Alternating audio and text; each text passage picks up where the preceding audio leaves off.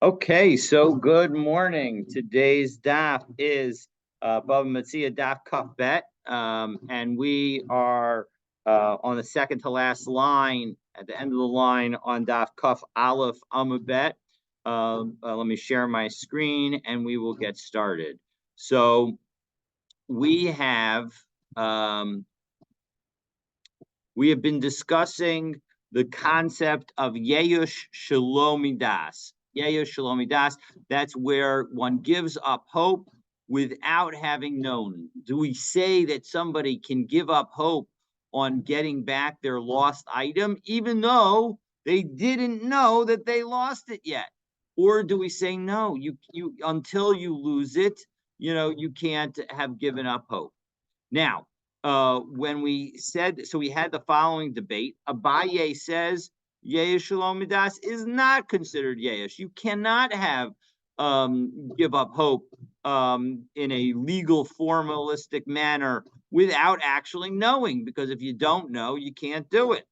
Now we'll see that, of course, there are some exceptions to that. So for example, if you know that your fruit is going to be destroyed, so even though you may not have known about it, about this particular instance, you know that all fruit that falls to the ground is going to get eaten by animals. So we'll say that you've given up hope already.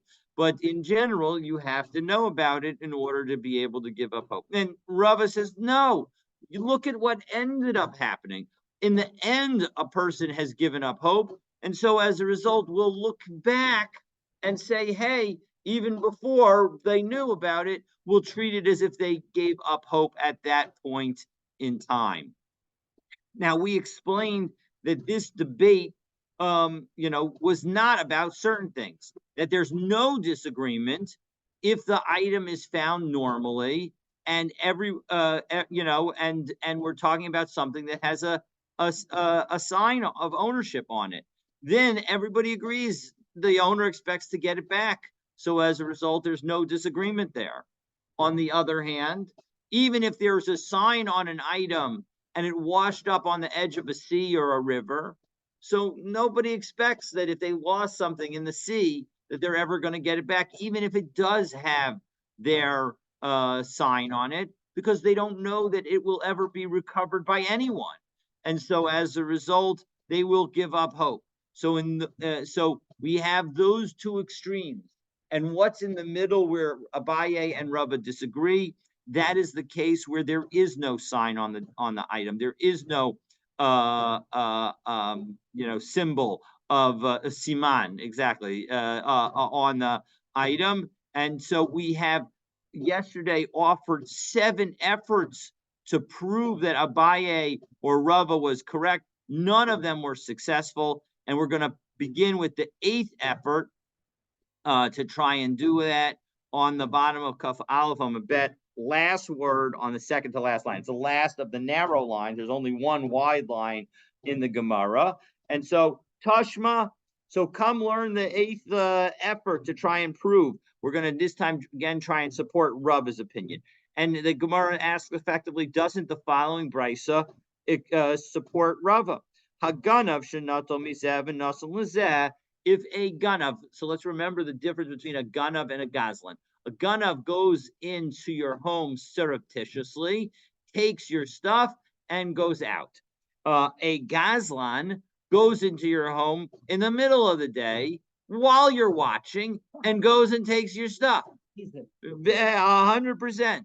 But the point is that those are two different kinds of people. So a ganav shenato mizev and nasal lezeh. So a ganav, a person who came in surreptitiously, as we understand it at the moment, and took something from you and gave it to somebody else. Or a gazlan, somebody who came in, knocked on the door, walked right in, took it away from you, and he goes and gives it to somebody else. And similarly, if the Jordan River, it overflowed its banks, it took away your, you happen to have outside a baseball or let's do something floating, so maybe a football, and it was swept it away. Your football, you're never going to expect to get that football back, and whoever gets the football, now the river has sort of flowed it into somebody else's yard. They can get it. Masha nato nato umasha nasan nasan. Whatever it took, it took. Whatever it gave, it gave. The person who got it gets to keep it.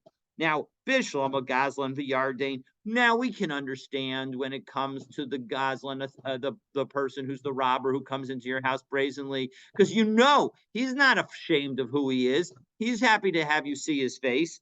So he just went in and took it away. And similarly, when the Jordan overflows its banks, everybody knows what's happening. Everybody knows that the Jordan overflowed its banks. And so as a result, that's not going, those are situations where the person is going to know about it. So so he sees it taken away, and of course he's going to give up hope. So elagana, but when we're talking about a ganav, Mika Chazilev de Miyayish, did he see the thief? If he saw the thief, he would not be a thief. He would be a Gazlan. He would be a Gazlan rather than a Ganav. So what kind of despair are we talking about? Doesn't this show that Rava is correct? That in fact, even when you don't see, even before you actually know about the loss, we treat you as if you've given up hope. So Targuma Rav Papa Blista Mizuyan. So Rav Papa says, no. That is a category of Ganav that actually you do know who it was that took the object. And now we're on the top of Kafedam and Aleph, Ballista Mizuyan, with armed robbers, that when you have somebody, there's essentially almost like a middle category between Ganav and Gazlan. A Gazlan, he's not afraid of you. He's not worried about anything you do. He doesn't need to show his force. He's a muscle man. He knows exactly what he's got. So he doesn't even have to show you a gun or threaten you in any way. But and so that is a Gazlan. And then a Ganav, he's like a little bit afraid because he doesn't want to be caught, and he doesn't. And so as a result, so a Ganav. So now what about this middle case of somebody who is afraid that you'll beat him up? So he comes in with a weapon, but at the same time, you know who he is. So there's a little bit of Gazlan aspect and a little bit of Ganav. So that's the armed robber category. And when we say Ganav, it could refer to this armed robber. So Gazlan. Well, then what's the difference between this armed robber guy and the traditional Gazlan who goes in brazenly? So Trey Gavne Gazlan. There are two, in fact, kinds of robbers, and it's important to note that there's that there's on some level a difference between the two. But the important thing for our context is that we are talking about the armed robber context of Ganav, and as a result, the victim, does know who took it from him, does have the ability to give up hope because he knew what happened. And so as a result, we are going to say, according to this brisa that we cited, so that's going to be everybody agrees that that's a situation where we'll give up hope, and it's not a proof one way or the other on the question of Yesh Shalom Midas. All right, effort number 9. Now we're going to try and prove Abaye by the following. What? Do we consider this person Mizuyan a Ganav or a Gazlan? Because if we're thinking, as you were explaining it, we're thinking of him as a type of Ganav, but yet the Gemara says he's a type of Gazlan. So if he's Correct. a type of Gazlan, then we would know who he is, and he's brazen. So correct. In the end, when this Mishnah says Ganav, it means an armed robber. And so as a result, even though an armed robber has aspects of Gazlan, when we say both Ganav and Gazlan in this context, we don't mean somebody who came in the middle of the night and you didn't know about it. It's not a Ganav. So it's not a traditional Ganav. That's exactly right. That's in the end, what Rav Papa says is that this Ganav that we're talking about is not a traditional Ganav. It's an armed robber. Oh, isn't that the same thing as a gazlan? Yeah, it's basically the same thing as a gazlan. We're just going to call it a ganav, and in this context, it's going to be important because it's the person is going to need to because the victim knows that the item was stolen, and so as a result, this brisa is not a proof for Rava.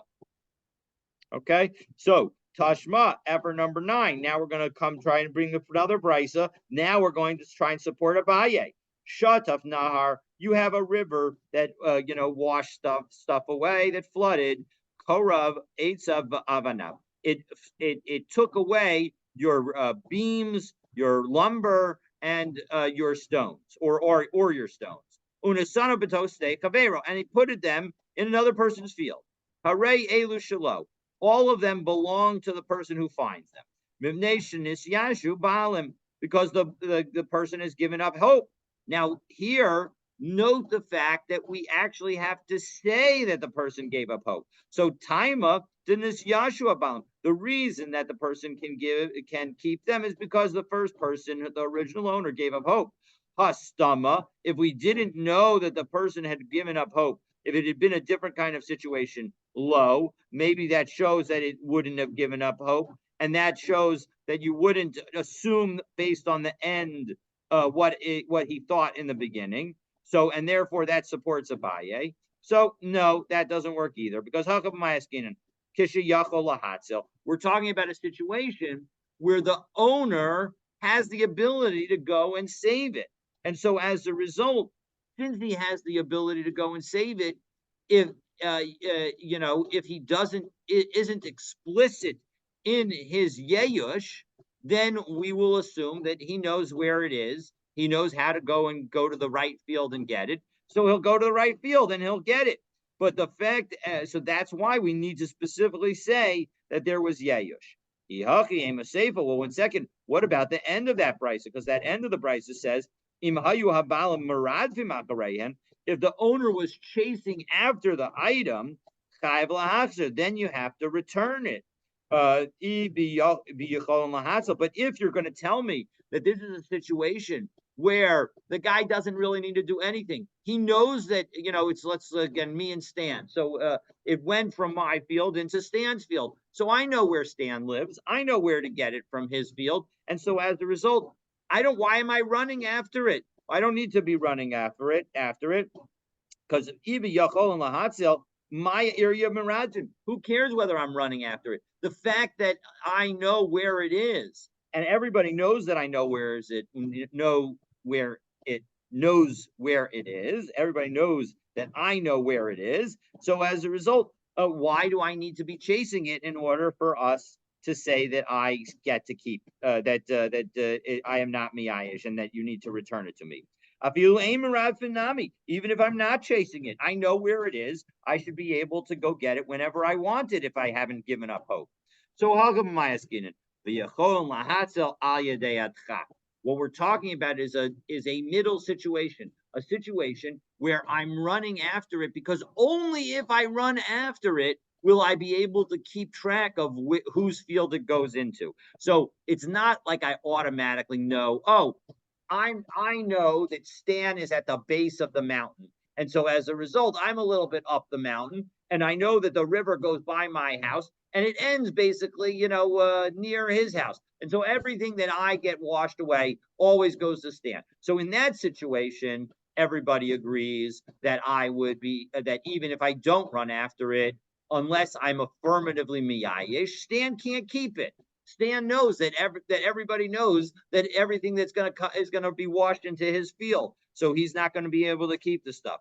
But if in fact we're not in a mountain kind of situation, but we're in a long river situation, so the water washes it away, and I have no idea where it's going to end up unless I'm chasing after it. So I'm watching in the middle of the river my football float down the river, and I say, there's my football, there's my football. I'm going to keep watching it. So in that situation, if I'm running after it and it ends up in George's field, well, then when George sees that I'm running after it, he's not allowed to keep it because he sees that I'm running after it.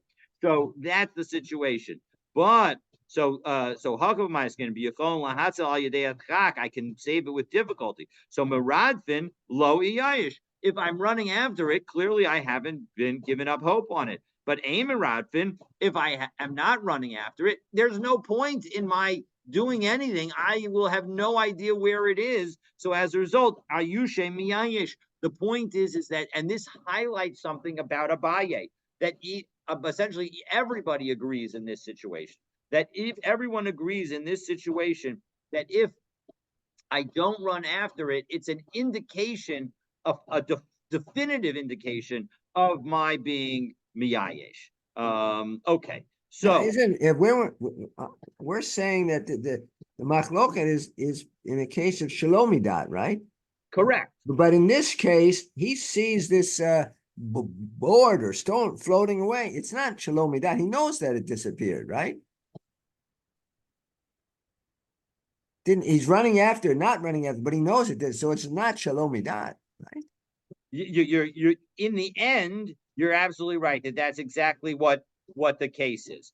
But in the beginning, what we were trying to derive from this case is the fact that that here it specifically and explicitly said that somebody that you needed to have yeyush. So you're right that the case itself is dealing with a midas case, but the fact that we said that it was only because you despaired, the way I'm understanding it is that it must be that that even in a case where you did not know, we would also say that that without the affirmative despair, you would have a problem. But you're right that maybe we should be able to answer that this case is just talking about a river overflowing, and everybody knows that the river overflowed. So as a result, there's no no proof either way, but based on that distinction. So you make an excellent point in that regard. But in any event, the bottom line is, no matter how you read it, this is not a good proof in either direction. So Tashma, effort number 10. So Tashma, Kate said Amru. So now we're going to do another brisa. This again is going to try and support for Rava. So when do we say Hatorim Shalomi Das Truma so Truma? So we're going to pivot to other categories of situations where we deal with a future action trying to define what or a future thought trying to define what happened now. So when do we say that somebody who takes truma without knowledge of the person who owns the item, that the truma is a valid truma? So somebody goes into somebody else's field, and he goes and he cuts and he separates truma without permission. If the owner comes and says, "Hey, you're stealing from me," ain't truma so truma, then their truma is not a truma. V'im lav, but if in fact they doesn't object, truma so truma, then the truma is a truma. Uminayan hu yodea. How does the owner eventually know, or how does one know what the owner thinks? Im choshesh mishum gezel v'im lav. First, does he say that the guy is stealing or not? Harei sheba balabayas umatzao. I'm sorry, this is the question. How do we hu yodea im choshesh mishum gezel v'im lav? How do I know whether the owner is concerned about robbery or not? So Harei sheba balabayas umatzao. If the owner came and sees the guy, v'amar lo, and he says, "Kilach etzel yapot." You should have taken the better stuff. So you should have taken the better stuff as the truma.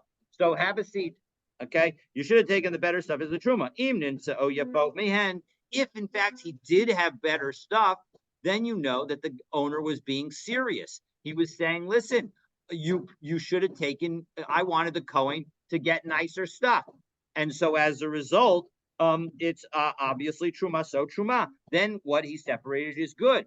But if the man says that you should have taken my better stuff, and he has no better stuff than what you took, you better believe that he's being sarcastic.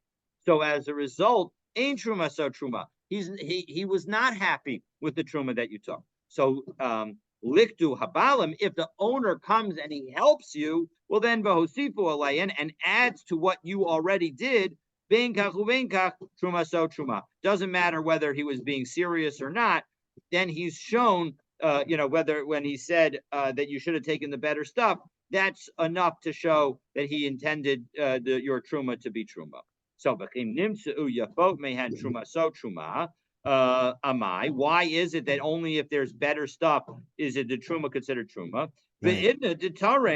At the time that the person separated it, the owner didn't know. So the question is here we're saying that even though the owner didn't know about it, we can use something later to give the owner's intention now. So too, when it comes to giving up hope, we can use the owner's later yeyush to tell us that he would have given up hope now. So isn't this a proof for Rava?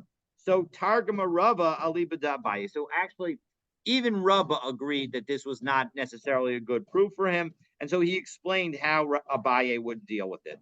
The Shav Yeshliach.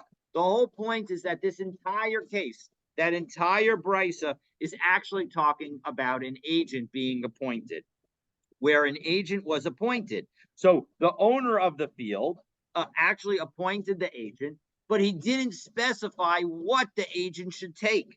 So as a result, that's why it's going to work. If in the case where he took what he was supposed to, and it's not going to work in the case where he didn't take what he was supposed to. And Hachinami Mistabra, this is actually the more logical explanation of that brisa. Because if you tell me that the person who went into the field was never appointed as an agent to be able to take the truma, mi havya truma so truma, could that truma ever be real truma? Because vaha atem, we learn from the pasuk that the verse talks about, where it talks about truma. We have a proof that has to be that we're talking about that you have to have intention, because it says atem gam atem amarachmana.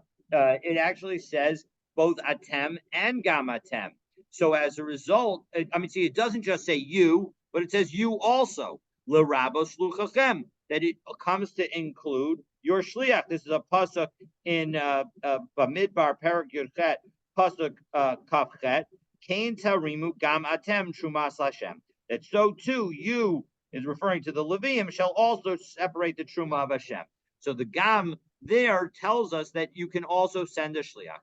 Ma'atem l'datchem. Just as you have to do it with your own knowledge, you have to know that you're separating truma in order for the truma to be valid. So too, when your agent takes truma, it has to be with your knowledge. And so as a result, if you never appointed somebody to take truma, even if you later agree with the idea that they took truma, it's not truma. So so this must be the case of our brisa. The guy appointed an agent. V'amarle zil trom. Go take truma for me. The low amarle tromi mahani. But he didn't tell him what fruit to take the truma from, whether to take from the better fruit or the less good fruit. So ustame de balabayas ki trum mibenanusutrum. And when a person intends for you to take truma, he intends for you to take from the average stuff, not the best. And now this guy went and he took from the best. So, it wasn't really what he wanted. So now the owner comes home and he sees what has happened.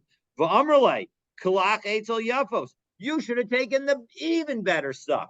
And so now we can really understand, if in fact there really is no better stuff, well then when I'm saying to you that you should have taken my better stuff, clearly I'm being sarcastic and I'm saying you made a big mistake and I don't approve of what you did. But if there is the imnimsu yafos mehen, if there is truma so truma, then the truma is a good truma, because clearly I was okay with you taking better than average stuff. The imlav ain't truma so truma. Then it's not a good case. Now Tosfos asks here a very interesting question. The interesting question is the following. If we take a look at the one, I just want to ask. I'm sorry. That just a couple of questions. One, initially we thought this was a gazlan. They walked in the field and took the truma, and now we're talking about a shaliach. We changed the whole. Correct. We've changed the whole case. How does I mean, how do we begin with a Gazlan and now end up thinking it's a Shaliach? Well, because the Mishnah, the Brisa, excuse me, did not tell us who went into somebody's field. We only know that somebody who did not own the field went into somebody's field. So initially, our thought was, well, presumably the person who goes into somebody else's field is a thief. But now, in the end, we say that no, it can't possibly be a thief, because if it was a thief, no one would ever have a case of truma being truma, because we have the drasha of gamatem. Gamatem tells us that the agent who works on your behalf has to do so with your knowledge. So, given the fact that the brisa says that the truma is a truma, it can't be talking about a ganav any longer. So that's exactly the logic that we have here. So that the question is this truma chal on the chayfetz or the gavra? If there's produce that's in the field, maybe the produce itself has a chiyuv of truma. No, so clearly the gamatem drasha tells you that nobody has the ability to take truma for you without your permission. Nobody. And so as a result, anything that somebody were to do in that regard is null and void. And so that's exactly what the drasha is telling us. And so as a result, the effort to try and prove this in support of Rava doesn't work. It completely falls apart. So let's take a look now at the Tosos. The Tosos, it's the second to last Tosos on Daf. The im lav ain truma so truma. Because we had, I didn't remember this, but thankfully Tosos is here to remind us. When we learned Ksubot, we said the Beperek Almana Dizonis, in that Perek in Masechet Ksubos on Daf Tzadik Teram Bet, Amrinan Distame de Balabayas Havi Echad Mechamishim. That we said that ordinarily, now truma, again, there are three levels of truma. This truma is what you give to the Kohen, and you can give 1/40th if you're very generous of your produce to the Kohen, 1/50th if you're an average guy, 1/60th if you're a little stingy guy. Now, all three of those are valid proportions to give. And we said that if a regular person intends to give 1/50th, the ima shliach, but if the shliach piches yud ohosif yud, if he ends up giving 1/40th or 1/5 or 1/60th, truma so truma. In that case, the truma is a truma to Metzia Amrle, because the shliach could have said to the bala sadeh, to the owner of the field, this is how I estimated you. I thought you were a really stingy guy, so I only gave 1/60th. I thought you were a really generous guy, so I gave 1/40th. So hachinami nema hachi. Why don't we say in this case that the truma that the person takes from the nicer field, Mark, they could use your help. So why don't they say that it's a nice that this is how I estimate you, and therefore it should be good even if you take from the nicer stuff, or even etc. So Tosos answers, and it's an important answer. Yeshlom or dahasam havi kula shir truma. Whatever you were giving, whether it's 1/40th, 1/50th, 1/60th, those are all within the realm of truma. Meaning there are people who do all of those. And there are people who actually give based on that measurement. And there are people who give on the other measurement.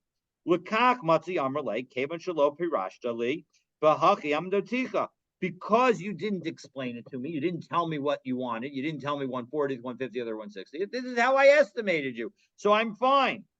But people don't usually give their best stuff to the Kohen.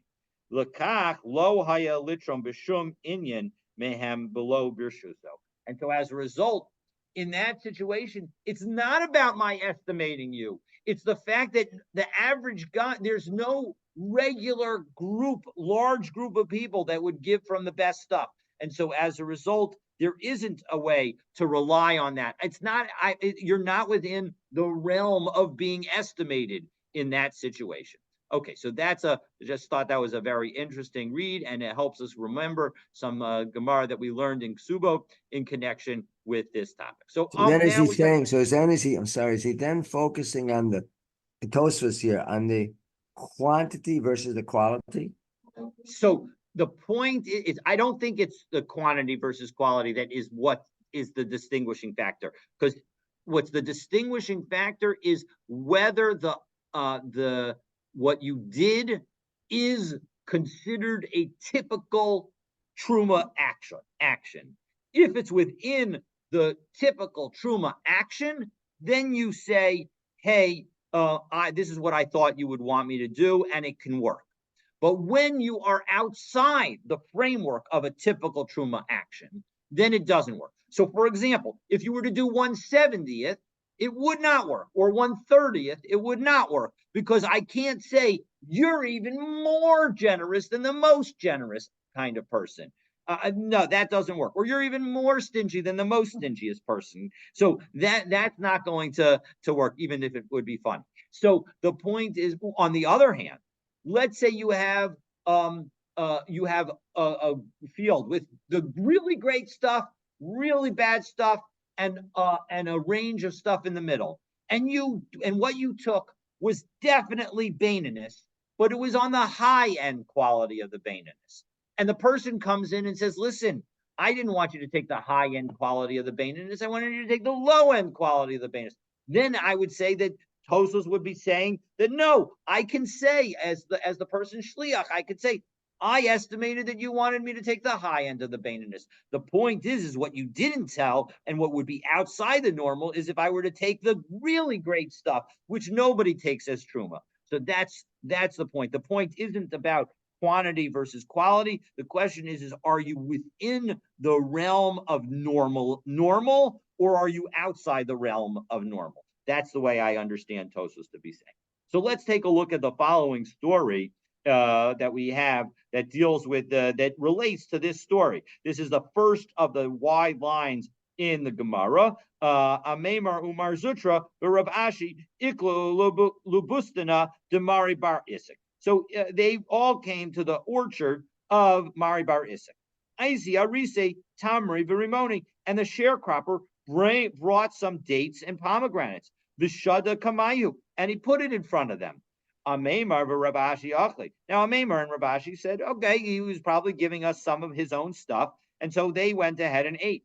Marzutra lo achil. Marzutra said, no, I'm not going to eat, because maybe this stuff belongs to the field owner, namely Mari Bar Isak, and not the sharecropper. So Adahachi also Mari Bar Isak Ashkachinu. So Mari Bar Isak came out and he found them. And he said to the sharecropper, Amailo Isus Lahula Rabbanan Mahana Shapirasa. You should have given the rabbis the best stuff. Why did you give him just this stuff? So of course, there was in fact even better stuff, and yet Marzutra refused to continue to still refused to eat. So Amrule Amemar Rav Ashi Lamar Zutra. So Rav Amemar and Rav Ashi said to Marzutra, Hashta Amailo Achamar, why aren't you eating now? The owner of the field has shown that he wants us to eat. But Tanya im nimtzu yafos mehen, if you find better, truma so truma, then their truma is in fact a good truma. And so shouldn't this also be a case just like that one? So Amar Lahu, he said back to them, no, Haki Amarava. This is what the Rava says. Lo Amru Kalach Eitzel Yafos, Ella Inyan Truma, Bilvad, that the situation where we say that this concept of that I wanted you to go get the better stuff, and that it shows that you really meant it if there is better stuff, and that you're okay with the truma, that's only with respect to truma, mishum de mitzvah, because that is a mitzvah. V'nichale, and the owner wants to do the mitzvah in a nice way.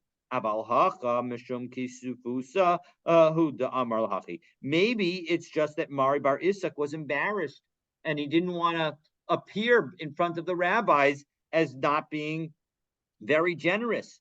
And so as a result, that's why we would say that that's why Marzutra, even in that situation, continued to refuse to eat. All right, so now we're up to effort number 11. to prove our case. How do we know this isn't a case of sarcasm like before? We know that Mari Bar Isa could not have been sarcastic, because otherwise Amemar and Rav Ashi would not have said, "Why aren't you eating now?" Right? He meant it intentionally. Otherwise, Amemar and Rav Ashi would be embarrassed themselves that they shouldn't have eaten in the first place. But Okay, still, Marzucha, what's his name? Marzutra, Still, he Marzutra still didn't eat. Yes, he still didn't eat, but that's because Marzutra had the additional teaching of Rava, which is why this story is brought here to say that this lesson of only that you should have taken the even better stuff only applies when somebody takes other stuff out of from your possession, when it's a mitzvah. In a situation where it's not necessarily, now of course you could argue that being respectful to the rabbis is a mitzvah, but it's not the same kind of mitzvah as taking truma. You have an affirmative obligation to take truma, and so as a result, there we're going to say that when you say I wanted you to take the even better stuff, if it's honest, then it's a valid truma. Here, when the even when the sharecropper took, and presumably he was taking from their shared crop, and so as a result, he was effectively taking from what belonged to both himself and to the owner of the field. And so as a result, that's why we would say that Mari Bar Isak needs to approve. And yet we're saying that approval that comes after is not sufficient to prove that in fact he was happy. If he actually goes ahead and he gives something else, then that would be a definitive proof. So so he's not happy, right? No. What in the end, what we can say, what Marzutra is teaching is that it could be out of embarrassment as opposed to true happiness. And so as a result, in that situation, while in the context of truma, we would say that that's still sufficient for a valid truma, here in the context of a gift to the rabbis, we're not going to say that it's necessarily a valid gift. Okay. So now we come to proof number 11, and proof number 11 is a brisa that deals with food becoming potentially tameh. Now, in that discussion of food becoming tameh, the intention of the owner will matter. And so what we're going to say is, just as a later intention of the owner in connection with food potentially becoming tameh can affect things, so too maybe we'll say the same thing by Yehush Shalom Adas. So, and again, the important thing to know is that food cannot become tameh. So if you have a fruit and it's hanging on the tree, it can't become tameh. It's definitely tar. You pull it off the tree and now it gets wet, it can potentially become tameh. So, but you have to have wanted it to get wet, as we will see in a moment. Okay, so let's go. Tashma. Odehu hatal aleihen. If the dew is still on the fruit that you have drying on your roof, as Rashi says. Let's see, where's that Rashi? I'm sorry, keep going. The samach, and the person was happy about it. Hareze b'chiyutan. This is a category of kiyutan. So here it is. Odeo hatal aleihen. Rashi 1, 2, 3, 4, 5, 6, 7 lines up. A person put his produce on the roof, the yard alayin, and then the dew came on it in the morning. And so if while the dew was still on the fruit, the owner was happy about it, that they had become wet, this is going to be subject to the pasuk in Vayikra, Perak Yud Aleph, pasuk lamed chet, v'chiyutan mayim al zera v'nafal menivlasam alav tamehu lachem. If water comes on a seed and any part of their carcasses, should fall upon it, it's tameh. So the point is that we now see that you need to have the water on it, and there are 7 different kinds of liquids that could potentially make something susceptible to tuma. So here, because the water was still on it, the dew was still on it. So as a result, we say that it was we treat it as if you intended for it to happen. But nagvu, if the dew has all dried up, aval bishasama, even though later we see that the owner was happy that it had become wet, that is not enough. That is not. As we turn to kafet amabet, einan bi kiyutin. That is not going to be water being placed on it. Time amai. Why is it? La mishum de lo amrin came de iglai milsa de hasha nicholai mikara nami nicholai. Isn't it because we don't say that you focus on the later person's reaction and then go back and say that it's as if they had that reaction at the very beginning, meaning that we hold like Abaye, who says that whatever may happen later with respect to Yeush, there's no Yeush at this moment. So isn't that a proof for Abaye? No, it's not. Shiny Hasam Dixiv Kiyutain. There, the pasuk itself says Kiyitain.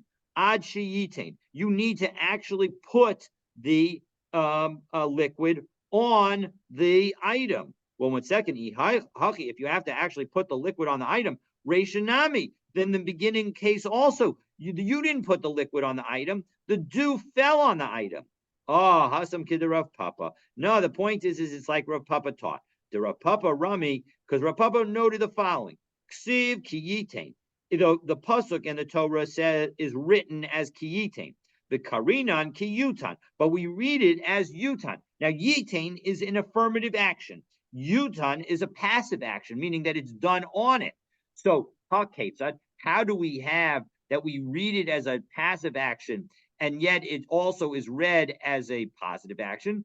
Be'inan Kiyutan Dumya de Kiyitain. You need the passive action to be like an affirmative action. Ma yitain ladas, just as the yitain has to be with a person's knowledge, meaning when you do something, you know what you're doing.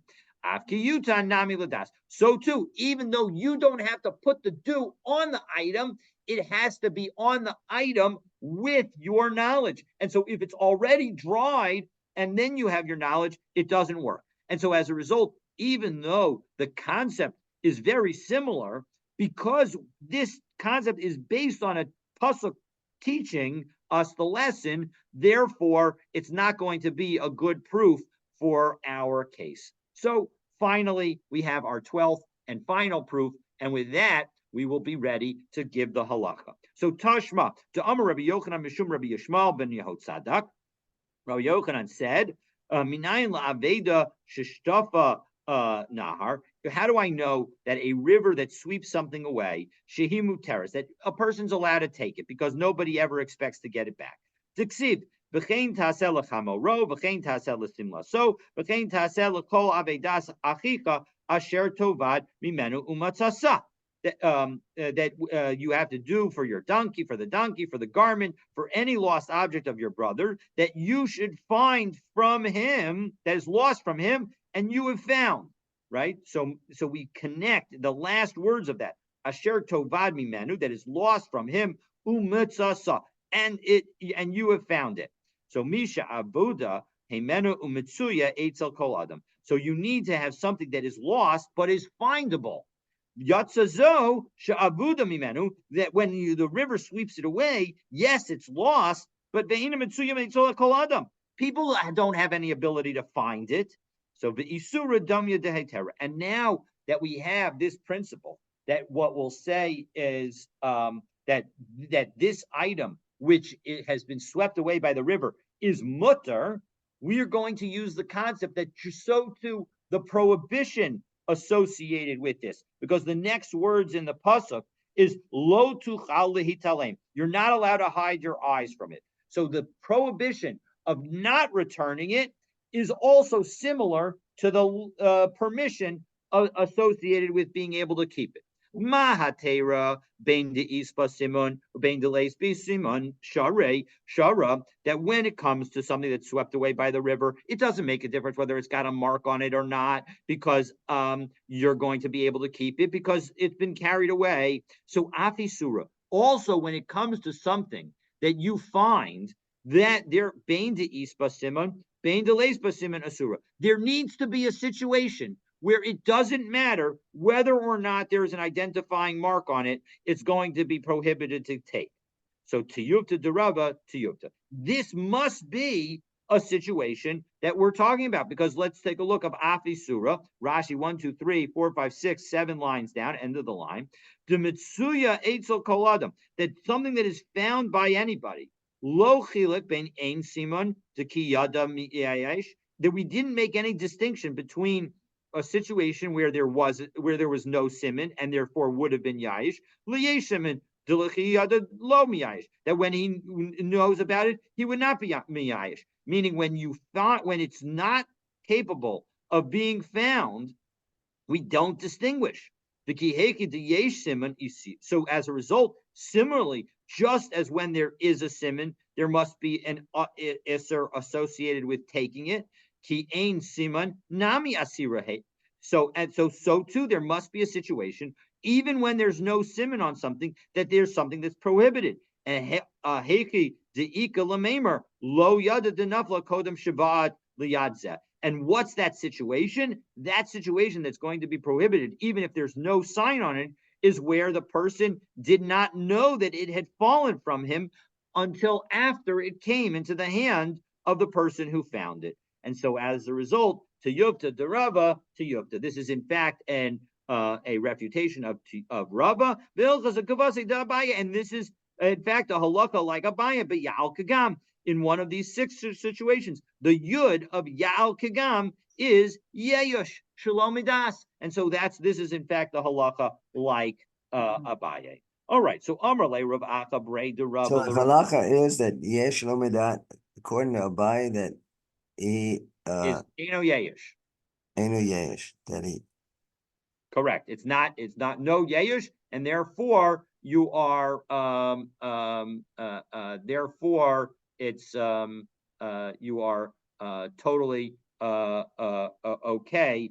You are not okay to take it, and we'll deal with that. This is good. Now we're going to ask a question on that ruling, and then we're going to explain some situations. So let's take a look, and this will hopefully help clarify the situation. So Amrle Rav Acha Brei de Rava Rav Ashi. So Rav Acha asked Rav Ashi v'chi ma'achar to itusav Rava. Now that we've upshlugged Rava, honey tamre dezika hechi achlinam lahu. How is it that we can eat the dates that fall off when the wind blows them? So Amr, meaning because we know that they belong to somebody, that person doesn't know about it, and yet we say that you can eat it. So Amr le kevan de ikush katzim uramashim, because there are these creepy crawly these vermin and crawling creatures that are going to eat it. We're going to say that it's as if he already gave up hope. So even though he doesn't know about it, in that situation, we're going to say that he in fact gave up hope.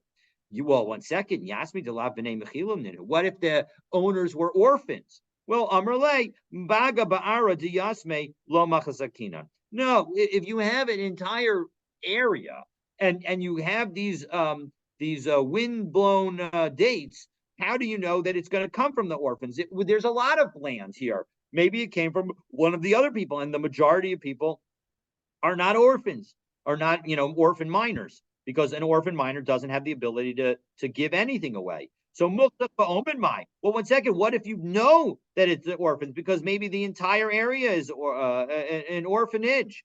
Not an orphanage, that would not work, but property that was owned by a very wealthy person and now has passed away and left it for his minor children, and as a result, we know that this whole area is owned by orphans. So karaktamai, or what if there are walls around it? So as a result, the person is not concerned about creepy crawly things eating it because he's got protection.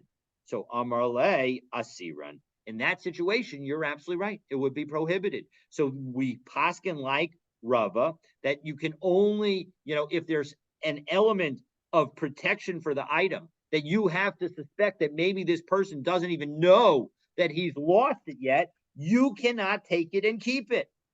Okay. All right. So next, the Gemara now records a debate regarding the bundles found in the public thoroughfare, which don't have to be returned. That was what our Mishnah said. So krichos. So you can't take it; it's forbidden. That would be the owner is not miyayish. It's protected. Correct. Exactly. That's exactly that's what Abaye says. Abaye So says that would be Abaya, not Rava then, right? yes. That's the whole point. We paskin like Abaye. I thought you said Rava a moment ago. If I said Rava, it was an accident. But the halacha is like Abaye. We were asking the Rav Acha, the son of Rava, was the one who asked the question. But we were asking it to say, how can we say that the halacha is like Abaye when in fact, if I said Rava again, that was an accident. Thank you for correcting me. So now again, you have these small bundles in the Rishus Harabim of, let's say, wheat or something, and now we say that the finder gets to keep it. So even if it had a siman on it, you're allowed to keep it. Alma kasava Rabba siman ha'asuli dares lo havi siman. This shows that Rabba thinks that when you have something that is going to be trampled, it's not going to be walked on, and therefore the symbol is going to be eliminated. That's not a valid symbol. And therefore, people don't think about it as a symbol, and there won't be, and people will give up hope. Rava Amar lo shanu ela b'davar she'ein bo siman. No, Rava says we're talking about only something that doesn't have a siman on it. Aval b'davar sheyesh bo siman chayav lahakris. But when it comes to something that does have a siman on it, you would have to announce it, even if you found a small bundle in the public thoroughfare. Alma kasava Rava siman ha'asur lidares havi siman. This shows that Rava says that when you have a sign on an item, even if that sign is going to get trampled and therefore eliminated, it's still a valid sign, and therefore you need to announce it. Some people taught this as a separate ruling, meaning separate from our Mishnah. We just taught it in connection with our Mishnah. And it would be taught as follows: when it comes to a mark that is going to be trampled, Rabba Amar lo havi siman. Rabba says it's not a siman. Rabba Amar havi siman. Rabba says it is a siman. Tanan what about our Mishnah? Doesn't our Mishnah, now that we have learned it separate from our Mishnah, we have to ask, doesn't our Mishnah support Rabba? Tanan krichos b'rishus harabim harei eila shelo b'rishus hayachid noto makris. Again, in our Mishnah, if you find it in the public thoroughfare, you need to you get to keep it. And we're going to see in the next Mishnah that if you find it in the private domain, you can take it and you have to announce it. You can't just keep it for yourself. So what's the case? If you're telling me that it was no siman on it, then what in the world is there to announce when you find it in your private property? So must be that there is a siman. And yet we learn that in Rishus Harabim it belongs to the finder. So Alma, doesn't that show siman ha'asu l'daris lo havi siman to yuvta de Rabba? So doesn't this seem to contradict Rabba and show that in fact something that is going to be trampled is not going to be an identifying mark, where Rabba said it was? So Amrullah Rabba would tell you no. La'olam delays behusim, really it doesn't have to have a siman. And really the Mishnah is talking about where there was no siman. And you're going to tell me, well, what is he going to announce if in fact he finds it in private domain? Makris makom. He can just announce that he found something in a particular location, and then if the owner knows what the item was, so then he'll be able to collect it.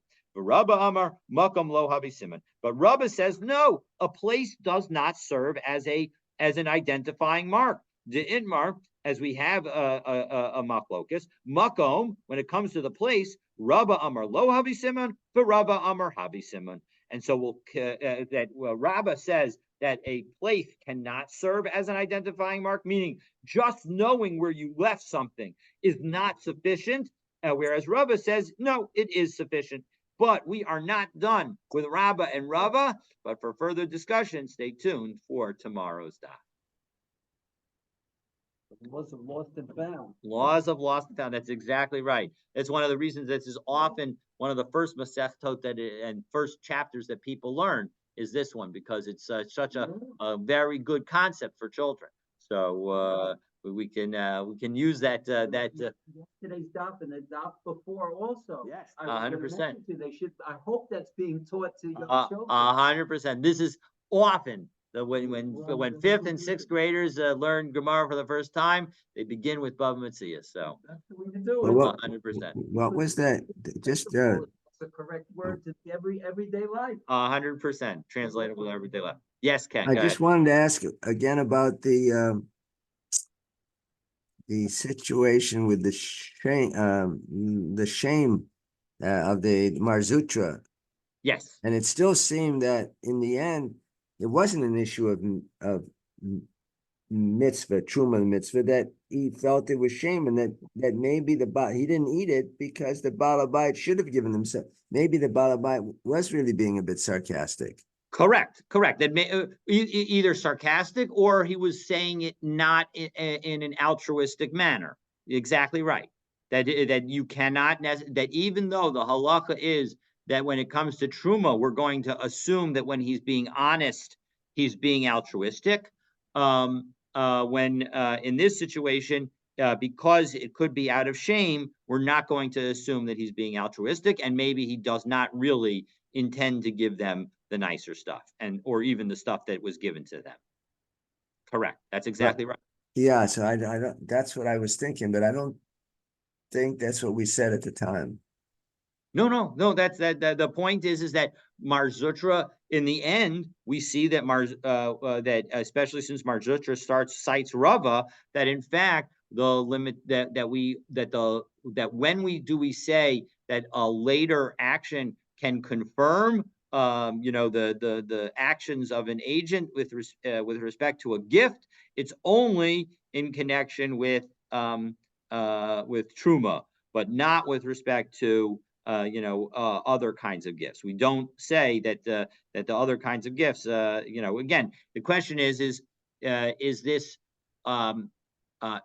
is whether this is halakhic or advisory, meaning is Marzutra being just strict on himself and in a way that the other rabbis don't need to be, but he's explaining why, or is this actually the halacha and people shouldn't accept it? I think it's more likely the former, and that this is just saying that we should, they should,